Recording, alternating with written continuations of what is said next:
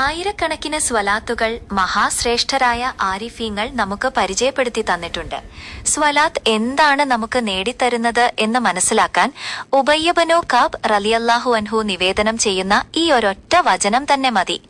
മഹാൻ പറയുന്നു, ഒരിക്കൽ ഞാൻ റസൂൽ തിരുമേനി സ്വല്ലല്ലാഹു അലൈഹി വസല്ലമ തങ്ങളോട് ചോദിച്ചു, അല്ലാഹുവിന്റെ ദൂതരെ, ഞാൻ അവിടുത്തെ മേൽ ധാരാളം സ്വലാത്തുകൾ ചൊല്ലാറുണ്ട്.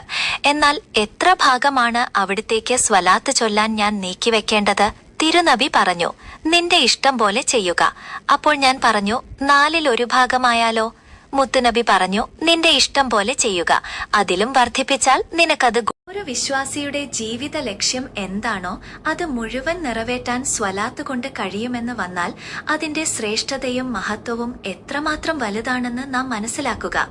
ആരിഫീങ്ങളും ഔലിയാക്കളും ഇമാമുകളും വ്യത്യസ്ത രൂപത്തിലുള്ള സ്വലാറ്റുകൾ നമുക്ക് പരിചയപ്പെടുത്താൻ കാരണം മറ്റൊന്നുമല്ല, മലയാളി വിശ്വാസികളുടെ ദിനചര്യ ചിട്ട